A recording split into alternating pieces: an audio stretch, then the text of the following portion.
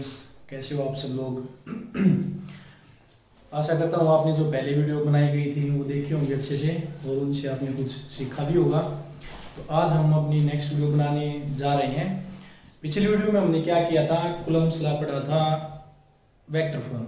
ठीक है, आज हम पढ़ेंगे चार्ज डिस्ट्रीब्यूशन के बारे में और कूलम्ब्स लॉ के ऊपर जो सुपरपोजिशन प्रिंसिपल होता है उसके बारे में। तो देखो, force between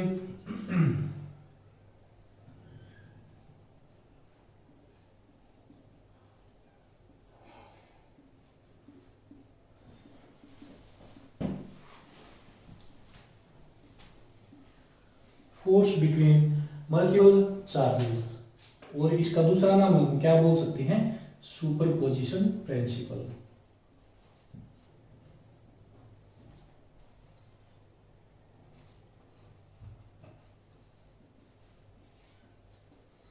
force between multiple charges और सुपरपोजिशन प्रिंसिपल। अब इसके अंदर क्या करना होता है, इसके अंदर हमें जैसे वेक्टर फॉर्म की थी हमने कूलम्ब्स लॉ की, इसके अंदर हमें सिर्फ एक चार्ज दिया जाता है, उसके ऊपर बहुत सारे चार्जेस एक साथ फोर्स लगाते हैं, तो हमें उसके ऊपर टोटल फोर्स कितना लगेगा वो निकाल के दिखाना होता है। तो उसको कैलकुलेट करने के लिए सबसे पहले हम क्या करेंगे, इसका डायग्राम बनाएंगे। वही हमने ये डायग्राम बना दिया, हमने 3 एक्सिस ले ली, इसका रेफरेंस पॉइंट ये एक्स एक्सिस, ये वाई एक्सिस। अब हमने क्या किया, किसी भी पॉइंट के ऊपर मान लिया हमने यहाँ पर एक क्या नोट चार्ज हमने यहां पर रख दिया, इसका पोजीशन वेक्टर हमने क्या मान लिया, आर इक्वल, इसका पोजीशन वेक्टर मान लिया। अब बहुत सारे चार्जेस हैं जो इसके ऊपर क्या करेंगे, फोर्स लगा सकते हैं, तो वो चार्जेस हमने जूम कर लिए। मान लिया मैंने यहां पर मान लिया Q1 चार्ज, यहां पर मान लिया Q2 चार्ज, यहां पर मैंने मान लिया Q3 चार्ज। इसी तरह कितने भी चार्ज हम कंसीडर कर सकते हैं इसके अंदर, इन सभी का पोजीशन वेक्टर मैंने मान लिया। ये आर क्यू नोट है तो इसका पोजीशन वेक्टर मैंने आर नोट मान लिया। ये Q1 है तो इसका पोजीशन वेक्टर मैंने क्या मान लिया, R1 मान लिया। Q2 है, इसका पोजीशन वेक्टर मैंने मान लिया R2 और ये Q3 है तो इसका पोजीशन वेक्टर मैंने क्या मान लिया, R3 के इक्वल मान लिया। अब क्या करते हैं, ये हमारा चार्ज है, इसके ऊपर Q1 चार्ज भी फोर्स लगाता है, Q2 भी फोर्स लगाता है, Q3 भी फोर्स लगाता है। कैसे हुए हम इसको चार्ज मान सकते हैं, पॉजिटिव नेगेटिव कैसा भी, लेकिन सिंपली हमें क्या करना है, इसका फोर्स कैलकुलेट करके बताना है। तो इसके लिए हम क्या करेंगे, हमारे पास कूलम्ब्स फोर्स का फॉर्मूला आया था, क्या आया था भाई, F is equal to 1/4 pi epsilon naught Q1 Q2 divide by r square, और इनटू में हम क्या लगा डायरेक्शन के लिए यूनिट वेक्टर लगा देते थे।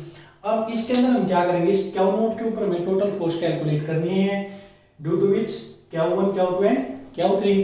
तो हम यहां पर लिख देते हैं force on Q naught due to Q1। तो यहां पर मैं फोर्स मान लेता हूं भाई, फोर्स हमने कौन सा लिया है, F01। कूलम्ब्स वेक्टर फॉर्म के अंदर हमने बताया F01 का मतलब क्या होता है, force on Q naught due to first यानी Q1 की वजह से। अब इसके अंदर क्या जाएगा, 1/4 pi epsilon not, first charge हमारे पास Q नोट है, सेकंड है Q1 डिवाइड बाई, अब देखो ये जो डिस्टेंस जाएगी Q1 से Q नोट, ये डिस्टेंस हम क्या लेंगे, R1 नोट।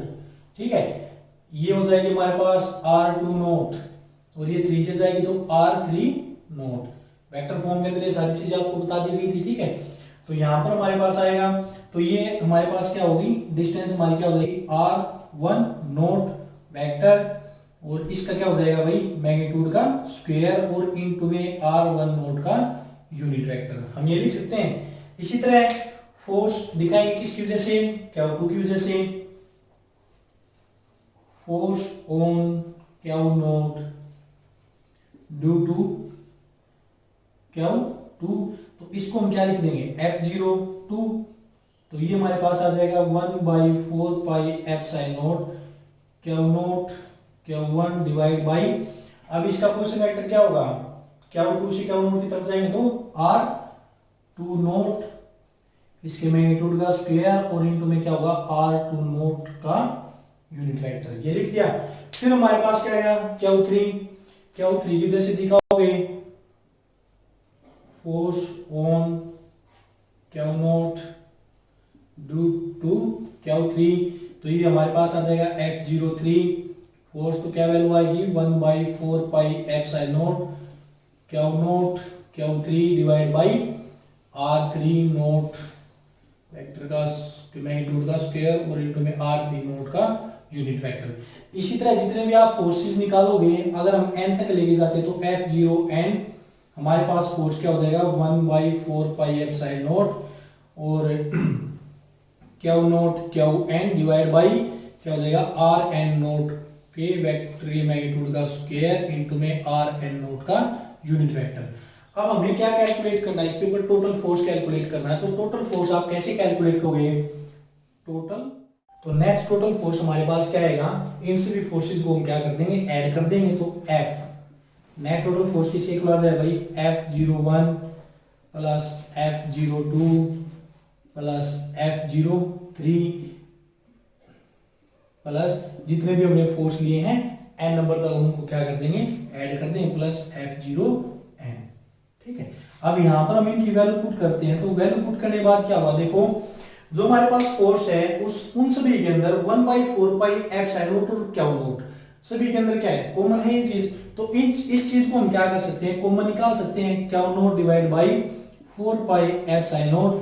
अंदर हमारे पास क्या बचेगा, अगर हम फर्स्ट वाले में देखते तो अंदर क्या बचा, Q1 divide by R1 not vector के मैग्नीट्यूड का स्क्वायर इनटू में R1 नॉट का unit vector plus Q2 divide by R2 not vector magnitude square into में R2 not unit vector plus Q3 divide by R3 not vector magnitude का square into में R3 not का unit vector. इसी तरह जहां तक भी हम लेके जाते हैं तक ये वैल्यू हमारी वहां तक चलती जाती है। अब इसके अंदर क्या करेंगे भाई, देखो R1 नॉट और इसका हम क्या निकालेंगे, इसकी वैल्यू भी निकाल सकते हैं, जैसे कॉलम्स लाइन वेक्टर फॉर्म के अंदर किया था। अगर हम R1 नॉट वेक्टर की वैल्यू निकालते हैं, R1 नॉट वेक्टर की वैल्यू निकालेंगे तो R1 नॉट वेक्टर की वैल्यू हमारे पास किसके इक्वल हो जाएगी, R naught vector minus R1 vector, ये वैल्यू आ गई। अगर हम इसका यूनिट वेक्टर निकालते हैं R1 नॉट का यूनिट वेक्टर, तो क्या होगा, R1 not vector divide by R1 not vector का मैग्नीट्यूड, ये वैल्यू आ जाएगी। इसके अंदर हम ये वैल्यू पुट कर सकते हैं, R नॉट की वैल्यू क्या होगी, R naught vector minus R1 vector. इसको हम स्मॉल ब्रैकेट के अंदर बंद रखते हैं और नीचे हमारे पास क्या आ जाएगा, R naught vector minus R1 vector, ये हो जाएगा। अब यहाँ पर जब हम इनकी वैल्यू पुट करते हैं तो देखो यहाँ पर एक स्क्वायर यहाँ पर पहले है तो यहाँ पर क्यूब हो जाएगा और ऊपर क्या जाएगा ये, तो F की वैल्यू हमारे पास क्या हो जाएगी भाई, Q naught divide by 4πε0 into में हमारे पास क्या बचेगा, Q1 divide by R naught vector minus R1 vector, इसका क्यूब हो जाएगा और इनटू में हमारे पास क्या हो जाएगा, क्रॉस प्रोडक्ट में R naught vector minus R1 vector. ठीक है, प्लस इसी तरह Q2 का भी हो जाएगा, Q2 divide by R naught vector minus R2 vector magnitude cube और इनटू में हमारे पास क्या हो जाएगा, R naught vector minus R2 vector. इसी तरह जितने फोर्सेस होंगे हम यहाँ पर लिख सकते हैं। अब इन सभी के अंदर देखो टोटल फोर्स है, इस तरह से हम छोड़ नहीं सकते। अब इनके अंदर हम क्या करेंगे, एक बार मैं इसको यहां से थोड़ा सा रब कर देता हूं कि आपको अंडरस्टैंडिंग हो गई होगी इस चीज की। यहां पर देखो टोटल फोर्स देखेंगे तो F इज इक्वल टू, हम इसको Q divide by Q naught divide by 4πε0 इसको मैं एज इट इज लिख सकते हैं। अब देखो यहां पर Q1 Q2 Q3 Qn तक हमारे पास क्या जाती हैं, वैल्यूज आती हैं। तो इसको हम आगे किस तरह से कैलकुलेट करेंगे ये देखो। तो इसकी जो टोटल फोर्स आएगी उसको हम कैसे लिख सकते हैं भाई, देखो अंदर क्या है Q1 Q2 और नीचे हमारे पास क्या है, इसकी वेक्टर फॉर्म है। तो इसको मैं ऐसे लिख सकता हूं कि 1/4πε0 हमने क्या कर दिया, कॉमन निकाल लिया। अगर मैं इसको समेशन की टर्म में लिखूं तो इसको ऐसे लिख सकता हूं Q naught Qi divide by Ri not vector इसके मैग्नीट्यूड का स्क्वायर और इनटू में क्या होगा Ri नॉट वेक्टर का यूनिट वेक्टर। और यहां पर हम I की वैल्यू पुट कर दें, कहां से लेकर 1 से लेकर, और I की वैल्यू कहां तक जा रही है एन तक। इसका मतलब क्या है, देखो ये जो हमारे पास टर्म आई थी इसके अंदर तुमने क्या की थी, इसकी वैल्यू पुट कर दी थी। लेकिन अगर हम यहां से देखते हैं तो देखो Q1 divide by R1 note, R2 note, R3 note, Q note हमारे पास कॉमन था तो Q नोट को हम अंदर लेंगे, Q note Q1 Q2 Q3 इसके जगह हमने लिख दिया Qi, आई की वैल्यू 1 पुट करेंगे तो Q नोट Q1 ये फोर्स बन के आ जाएगा हमारे पास फर्स्ट वाला Q नोट Q1।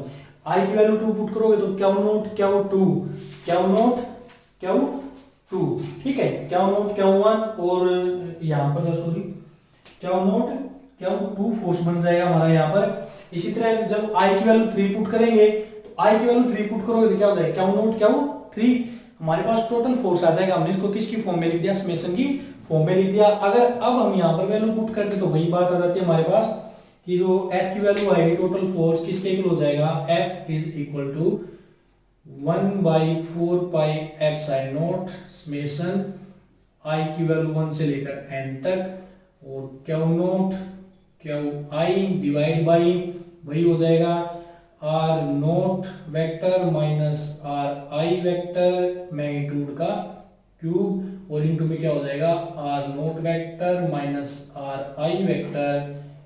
ये तो ये हमारे पास टोटल सुपरपोजिशन प्रिंसिपल आ जाता है जो हम किसके हेल्प से निकालते हैं, कूलम्ब्स लाइन वेक्टर फॉर्म की हेल्प से हमने इसको ड्राइव किया है। तो ये हमारा क्या है सुपरपोजिशन प्रिंसिपल, कुछ नहीं बस सिर्फ हमें क्या करना है कूलम्ब्स लाइन वेक्टर फॉर्म के अंदर जो हमारा फॉर्मूला आया था उसका यूज करते हुए हमें सभी फोर्सेस क्या करना चलना है कंटिन्यूअसली ऐड करते रहना और लास्ट में मेन की वैल्यू पुट करके टोटल फोर्स को हम समेशन फॉर्म में दिखा सकते हैं।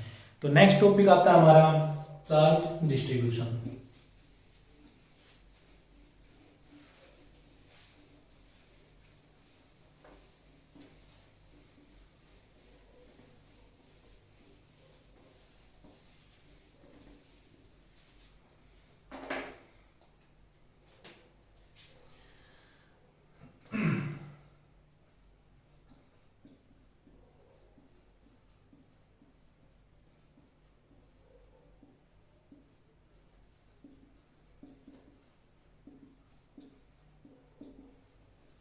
Continuous charge distribution.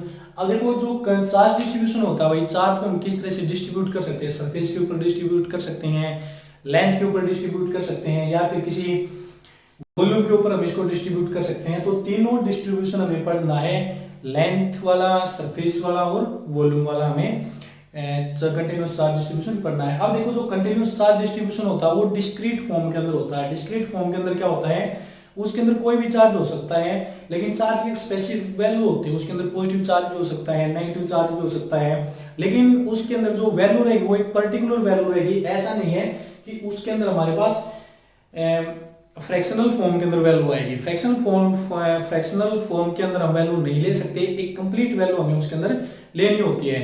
इसको हम एक डिस्क्रीट नेचर भी बोल सकते हैं चार्जेस का, या फिर इसकी एक एटॉमिसिटी भी बोल सकते हैं। एटॉमिसिटी का क्या मतलब होता है कि ये ओल्ड क्लासिकल आइडिया है जिसके अकॉर्डिंग जो इलेक्ट्रिक चार्ज होता है वो कंपोज्ड होता है किसकी हेल्प से, with the help of different elementary particle. Different elementary particle का क्या मतलब होता है कि हमारे जो प्रोटॉन और जो इलेक्ट्रॉन है दोनों चार्ज उसके अंदर कंपोज होते हैं, उसके अंदर रहते हैं, ठीक है। तो वो होती है एटॉमिसिटी ऑफ चार्ज की वजह से। तो अगर हम क्या करते हैं, अगर सरफेस चार्ज डेंसिटी की बात करते हैं, सरफेस चार्ज डिस्ट्रीब्यूशन की बात करते हैं,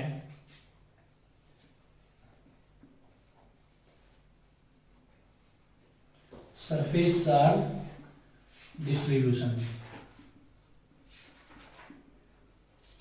सरफेस चार्ज डिस्ट्रीब्यूशन का क्या मतलब होता है भाई, अगर हम किसी भी सरफेस के ऊपर चार्ज को डिस्ट्रीब्यूट कर देते हो, यूनिफॉर्म भी हो सकता है, नॉन यूनिफॉर्म भी हो सकता है, लेकिन अगर हम यूनिफॉर्म चार्ज डिस्ट्रीब्यूट करते हैं किसी भी सरफेस के ऊपर तो उसको हम यूनिफॉर्मली सरफेस चार्ज डिस्ट्रीब्यूशन बोल सकते हैं। उस सरफेस के हर पॉइंट के ऊपर, एवरी पॉइंट के ऊपर the value of charge is same. लेकिन सरफेस वेरी लार्ज सरफेस भी हो सकता है, स्मॉल सरफेस भी हो सकता है, लेकिन हम अगर बात करते हैं लार्ज सरफेस की तो उस लार्ज सरफेस के ऊपर हम इस चार्ज को किस तरह से मेजर कर सकते हैं। तो मेजर करना हमें क्या होता है, वेरी डिफिकल्ट वर्क होता है। तो उसको मेजर करने के लिए हम क्या करते हैं, इसको माइक्रोस्कोपिक लेवल के ऊपर हम क्या करते हैं, मेजर करते हैं। और जब ये माइक्रोस्कोपिक लेवल के ऊपर जब हम इसको मेजर करेंगे तो वो क्या हो जाता है, इसकी एक डेंसिटी मान लेते हैं कि भाई एक पॉइंट के ऊपर इतना चार्ज और कंटिन्यूस चार्ज डिस्ट्रीब्यूट हमने कर रखा है, हर पॉइंट के ऊपर उस चार्ज की वैल्यू क्या है, सेम है, तो टोटल हम वहां से वैल्यू निकाल सकते हैं। तो अगर हम इसको एक मैक्रोस्कोपिक लेवल होता है, एक होता है माइक्रोस्कोपिक लेवल। मैक्रोस्कोपिक लेवल के अंदर क्या होता है, बहुत ही लार्ज सरफेस हमारे पास दे दिया जाता है, अगर उस सरफेस के ऊपर हम देखते हैं, हम चार्ज डिस्ट्रीब्यूट करवाते हैं, तो उस सरफेस के कंपैरिजन में जो चार्ज होता है वो क्या होता है, बहुत कम, यानी स्मॉल क्वांटिटी मानी जाती है। लेकिन अगर हम क्या लेते हैं, माइक्रोस्कोपली देखते हैं, तो इसके अंदर क्या होगा, अगर हम एक छोटा सा सरफेस लेते हैं और फिर उसके ऊपर चार्ज डिस्ट्रीब्यूट करते हैं, तो उस छोटे से सरफेस के लिए जो चार्ज डिस्ट्रीब्यूट होगा उसकी क्वांटिटी हम लार्ज बना सकते हैं। ठीक है, तो इसके अंदर क्या होगा, सरफेस चार्ज डिस्ट्रीब्यूशन के अंदर हम क्या बोल सकते हैं, इफ फिर when the charge is distributed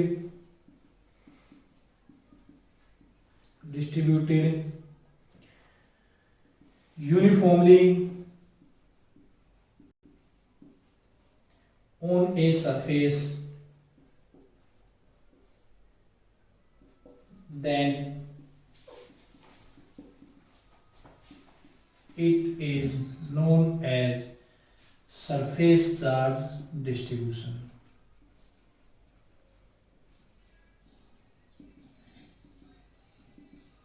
surface charge distribution, surface के ऊपर हम चार्ज यूनिफॉर्मली भी डिस्ट्रीब्यूट करवा सकते हैं, नॉन यूनिफॉर्मली डिस्ट्रीब्यूट करवा सकते हैं, तो कोई भी हम ले सकते हैं, तो सरफेस चार्ज डिस्ट्रीब्यूशन होगा। लेकिन अगर देखो, हमें एक होती है surface charge density, surface charge density जिसको हम दिखाते हैं सिग्मा से। अब सरफेस चार्ज डेंसिटी हमारे पास क्या होती है, जो भी हमने एक, मान लिया हमारे पास क्या है कि कोई सरफेस है, इसके ऊपर हम वेरी लार्ज सरफेस है, इसके ऊपर हम चार्ज डिस्ट्रीब्यूट करवा देते हैं, पॉजिटिव नेगेटिव व्हाटएवर जो भी आप डिस्ट्रीब्यूट करवाना चाहते हो। अगर ये लार्ज सरफेस है तो इसके ऊपर जो भी चार्ज होगा उसको मेजर करने में क्या है, अनेबल है, तो हम क्या करेंगे, इसके सरफेस का एक स्मॉल सा पोर्शन हम एज्यूम कर लेते हैं। मान लिया हमने इसके अंदर एक छोटा सा पोर्शन इसका एज्यूम कर लिया सरफेस का, ये पोर्शन हमने एज्यूम कर लिया। अब इसके अंदर जितना भी चार्ज आया हम क्या करेंगे, उसको मेजर करेंगे और इसको इस इक्वल पार्ट के अंदर डिवाइड कर देंगे, तो टोटल हम उसका क्या कर देंगे, इंटीग्रेशन कर देंगे, तो हमारे पास सरफेस चार्ज, टोटल चार्ज निकल के आ जाएगा। और सरफेस चार्ज डेंसिटी क्या होती है भाई, कि इस छोटे से पोर्शन के अंदर टोटल सरफेस इसका कितना है और इस सरफेस के अंदर टोटल चार्ज कितना है, कितना चार्ज इसके अंदर एनक्लोज्ड हुआ है, उसको हम क्या बोल देंगे, सरफेस चार्ज डेंसिटी। अगर हम मान लेते हैं कि इस सरफेस के ऊपर टोटल चार्ज हमने क्या माना था, क्या वो डिस्ट्रीब्यूट किया था, और इसका टोटल सरफेस एरिया क्या था, एस था, लेकिन जो हमने यहाँ पर सरफेस एज्यूम किया है, इसके ऊपर हमने चार्ज मान लिया स्मॉल सरफेस होगा तो स्मॉल एरिया, स्मॉल चार्ज आएगा, डेल्टा क्या मान लिया, और स्मॉल सरफेस हमने क्या मान लिया भाई, डेल्टा एस मान लिया। ठीक है, तो जब हम इसकी सरफेस चार्ज डेंसिटी निकालेंगे, सिग्मा की बात आएगी, तो सरफेस चार्ज डेंसिटी हमारे पास क्या होगी, इस सरफेस के ऊपर जितना चार्ज है डेल्टा क्या हो, डिवाइड बाय जितना इसका सरफेस है डेल्टा एस, तो ये हमारे पास क्या हो जाएगी, सरफेस चार्ज डेंसिटी हो जाएगी। फिर हमारे पास बात आती है लीनियर चार्ज डिस्ट्रीब्यूशन की।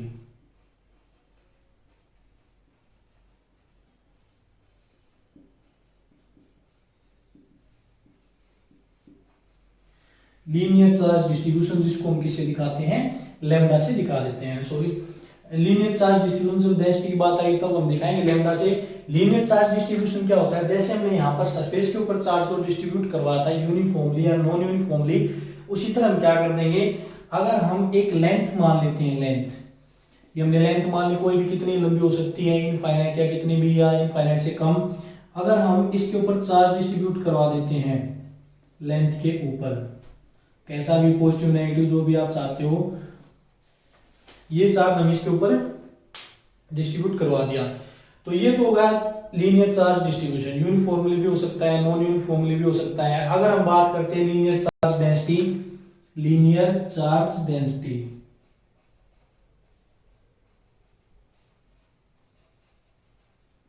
लीनियर चार्ज डेंसिटी जिसको हम दिखाते हैं लैम्डा से, तो लैम्डा किसके इक्वल हो जाएगा भाई, इसी तरह जैसे हमने यहाँ पर स्मॉल सरफेस एज्यूम किया था, इसी तरह मैं यहाँ पर एक स्मॉल लेंथ एज्यूम कर लेता हूँ। अगर इसकी टोटल लेंथ हमारे पास क्या है, एल है, टोटल लेंथ एल है, और टोटल चार्ज इसके ऊपर क्या है, क्या हुआ है, तो स्मॉल लेंथ हम क्या मानेंगे, डेल्टा एल मानेंगे, और इसके ऊपर जो चार्ज होगा वो हम क्या मानेंगे, डेल्टा क्यू मानेंगे। तो सेम फार्मूला है, यहाँ पर सरफेस चार्ज डेंसिटी सरफेस की टर्म में दिखाई, यहाँ पर लीनियर चार्ज डेंसिटी किसकी टर्म में दिखाएंगे, लेंथ की टर्म में दिखाएंगे। तो यहाँ पर क्या हो जाएगा, delta Q divide by delta L, ये हमारे पास क्या होगी, इसकी लीनियर चार्ज डेंसिटी हो जाती है। फिर उसके बाद अगर हम लीनियर चार्ज डेंसिटी की हम बात करते हैं, तो लीनियर चार्ज डेंसिटी की इसकी जो यूनिट होगी वो हमारे पास क्या आएगी, यूनिट। देखो चार्ज हमारे पास किसके अंदर होता है, कूलम, और लेंथ किसके अंदर होती है, मीटर। तो कूलम पर मीटर हमारे पास क्या जाती है, इसकी यूनिट आ जाती है लीनियर चार्ज डिस्ट्रीब्यूशन की। अब देखो जो सरफेस चार्ज डिस्ट्रीब्यूशन है उसकी यूनिट हमने नहीं लिखी, क्योंकि सरफेस है भाई, रेगुलर सरफेस भी हो सकता है, इरेगुलर सरफेस भी हो सकता है, कैसा भी सरफेस हो सकता है, ठीक है। तो उसके अंदर हम सरफेस के लिए कोई पर्टिकुलर वैल्यू नहीं बता सकते। तो ये हमारे पास क्या थी, सरफेस चार्ज डिस्ट्रीब्यूशन और लीनियर चार्ज डिस्ट्रीब्यूशन। इसके बाद नेक्स्ट आता है हमारे पास है वॉल्यूम चार्ज डिस्ट्रीब्यूशन।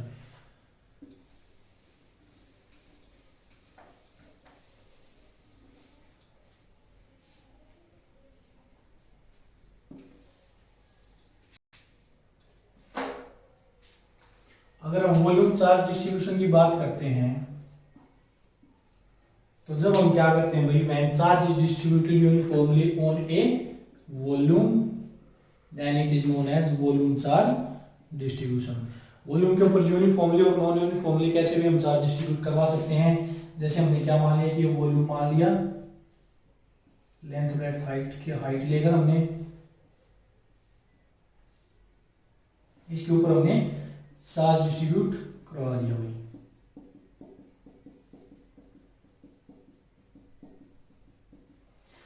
अब इसी तरह ये वॉल्यूम चार्ज डिस्ट्रीब्यूशन था, तो इसकी वॉल्यूम चार्ज डेंसिटी भी आ सकती है, वॉल्यूम चार्ज डेंसिटी, जिसको हम किससे दिखाते हैं भाई, रो से दिखा देते हैं, ठीक है। वॉल्यूम चार्ज डेंसिटी रो, तो इसका फॉर्मूला हमारे पास क्या आएगा, इसी तरह हम इसका छोटा सा वॉल्यूम है, जूम कर लेंगे। अगर इस टोटल का वॉल्यूम V है तो इसका वॉल्यूम हम क्या करेंगे, डेल्टा V। टोटल के ऊपर चार्ज क्या है तो इसके ऊपर हम चार्ज मान लेंगे डेल्टा क्यू। तो वॉल्यूम चार्ज डेंसिटी हमारे पास किसके इक्वल आ जाएगी, delta Q divide by delta V। अगर हम इसकी यूनिट की बात करते हैं तो इसकी यूनिट हमारे पास क्या आएगी, यूनिट वॉल्यूम किसके, चार्ज किसके अंदर होता है, कूलम, और वॉल्यूम की क्या आती है, मीटर क्यूब। तो कूलम पर मीटर क्यूब, तो ये क्या है, इसकी यूनिट आ जाएगी भाई, ठीक है। तो ये हमारे पास क्या है, कुछ डिस्ट्रीब्यूशन ऑफ चार्जेस था। अब हम इन डिस्ट्रीब्यूशन ऑफ चार्जेस को किसकी हेल्प से करेंगे, फोर्स निकालेंगे कि force on A continuous charge distribution किसकी हेल्प से, कूलम्स लाइन वेक्टर फॉर्म की हेल्प से। तो ये हमारे पास से सिंपल डिस्ट्रीब्यूशन थे, 3 डिस्ट्रीब्यूशन। उसके बाद आता है force on continuous charge distribution.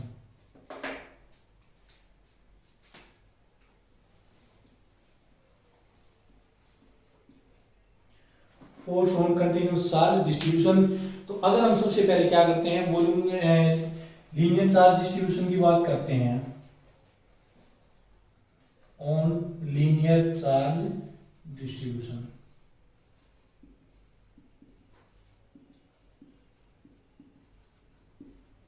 ये तीनों जो डिस्ट्रीब्यूशन है बिल्कुल सेम एज इट इज है, बस स्मॉल सा डिफरेंस है इनके अंदर। अगर आपको एक अच्छे से अंडरस्टूड हो जाता है तो बाकी अपने आप अंडरस्टूड हो जाएंगे। तो देखो सबसे पहले हम क्या करते हैं, वही कूलम्स लाइन वेक्टर फॉर्म वाला हम क्या करते हैं, उसी की तरह हम इसका डायग्राम बनाएंगे। ये होगा एक्स एक्सिस, ये हो जाता है इसका वाई एक्सिस। अब यहाँ पर हम क्या करेंगे, कोई एक लेंथ पुटअप करेंगे, उसका हम पोजीशन वेक्टर मान लेंगे।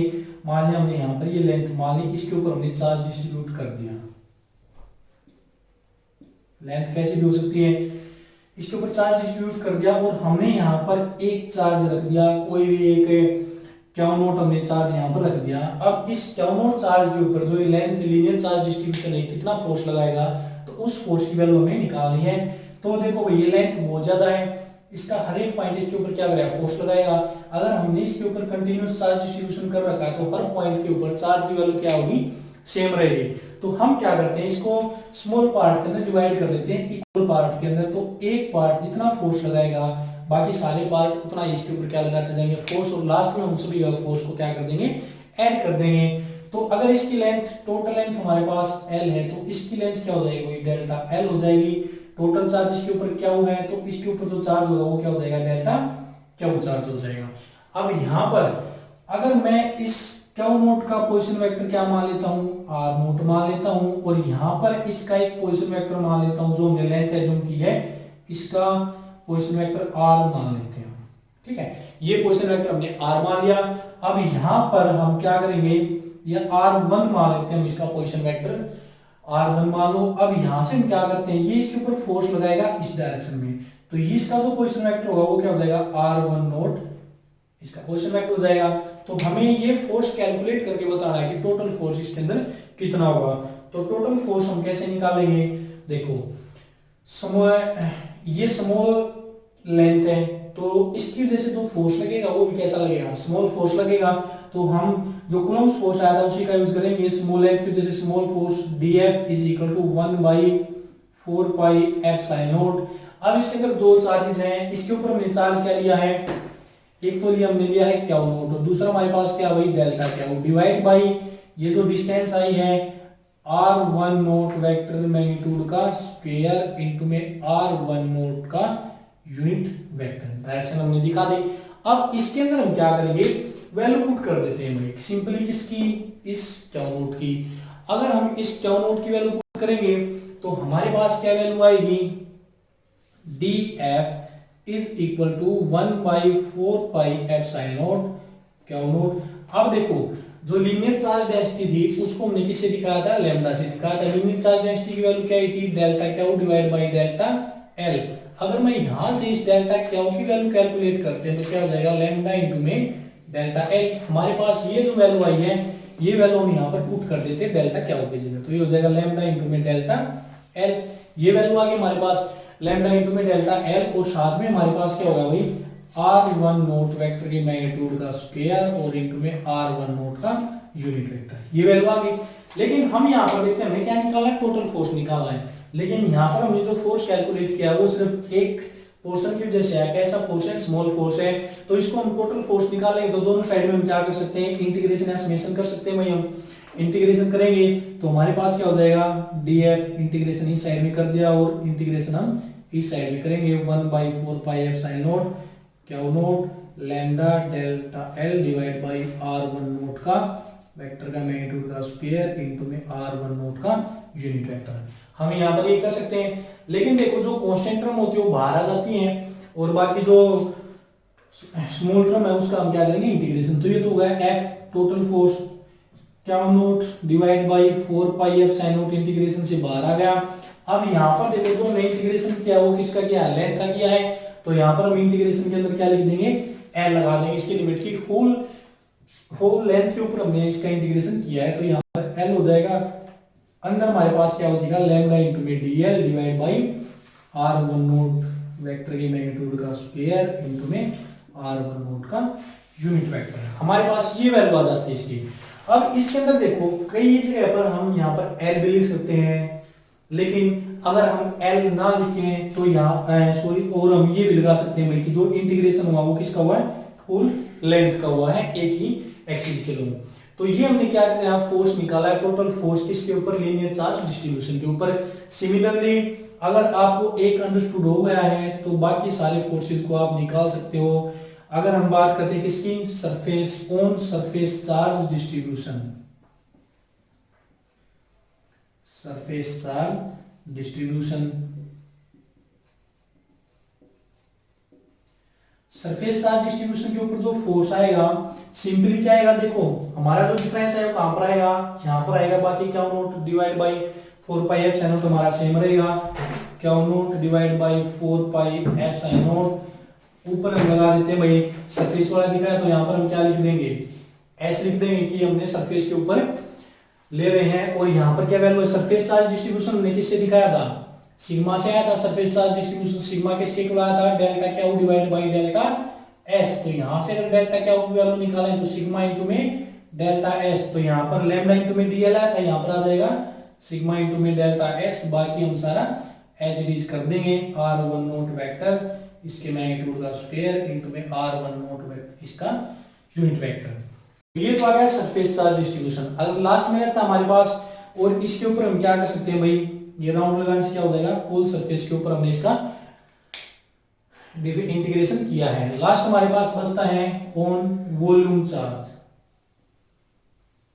On volume charge distribution, volume charge distribution. तो वॉल्यूम के ऊपर F is equal to Q naught divide by 4 pi epsilon naught, volume के ऊपर लगाएंगे तो V, और यहां से वॉल्यूम चार्ज डिस्ट्रीब्यूशन हमारे पास किसके इक्वल आता है, rho delta Q divide by delta V। तो डेल्टा क्यू की वैल्यू यहां से किसके इक्वल हो जाएगी, रो इनटू में डेल्टा V। तो यहां पर हम लिख देंगे रो इनटू में delta V divide by R1 naught vector magnitude का स्क्वायर इनटू में R1 नोट वेक्टर का यूनिट वेक्टर। हमारे पास ये वैल्यू आ जाती है। तो ये हमारे पास क्या थे, फोर्सेस था on charge continuous charge distribution. अब इसके अंदर एक बात और आपने ध्यान रखनी है, यहाँ पर सरफेस लिख रखा है, ठीक है। अगर आप मान लिया सरफेस नहीं लिखते हो तो इस सरफेस को आप ऐसे भी लिख सकते हो, F is equal to Q naught divide by 4 pi epsilon naught. Integration के हम दो साइन लगा देते हैं। दो साइन लगाने का क्या मतलब होता है कि जो हमारा इंटीग्रेशन हो रहा है वो दो एक्सिस के अबाउट हो रहा है, एक्स और वाई, वाई या जेड या जो भी है, लेकिन इसके अंदर दो एक्सिस आएंगे हमारे पास, R1 नोट वेक्टर का स्क्वायर इनटू में R1 नोट का यूनिट वेक्टर। और आपकी अगर वॉल्यूम की, तो वॉल्यूम के अंदर हमारे पास क्या होगा, बस इतना सा डिफरेंस है, क्या note divide by 4 pi epsilon note, या तो V S या L लिख लो। इन से अगर नहीं लिखते तो यहाँ पर हम क्या कर देंगे, तीन इंटीग्रेशन के साइन लगा देंगे और इसके ऊपर इस तरह से लगा देंगे कि जो टोटल इंटीग्रेशन हुआ वो किसके ऊपर हुआ है, तीनों एक्सिस के अबाउट हुआ है, एक्स वाई और जेड तीनों के अबाउट। यहाँ पर हम लिख दें भाई फिर रो इनटू में delta V divide by R1 naught vector के मैग्नीट्यूड का स्क्वायर इनटू में R1 नोट का यूनिट वेक्टर। तो या तो आप इस तरह से लिख सकते हैं इनको, ये साइन आपको जरूर लगाना पड़ेगा। फिर अगर S या V नहीं लिखते हो तो आप इस तरह से लिख सकते हो, ये अपने आप अंडरस्टूड हो जाएगा भाई कि जो आप इंटीग्रेशन कर रहे हो वो सरफेस के ऊपर है या वॉल्यूम के ऊपर है। इंटीग्रेशन के साइन से आपको पता लग जाएगा। तो फ्रेंड्स आज ये थे हमारे आज के टॉपिक। अब इसी नेक्स्ट वीडियो में हम देखते हैं अपने कुछ न्यूमेरिकल डिस्कस करेंगे इन्हीं टॉपिक्स के ऊपर, कूलम्ब्स लॉ के ऊपर या फिर जो क्वांटाइजेशन ऑफ चार्ज वगैरह था उसके ऊपर, ठीक है। तो तब तक इसको देखें, अच्छा लगे वीडियो तो लाइक सब्सक्राइब और शेयर करना ना भूले, और कमेंट जरूर करके बताएं कि आपको अगर कोई प्रॉब्लम आती है और कुछ है आपको अच्छा लगता है, कैसा है, जैसा भी है आप कमेंट जरूर करें। Thank you.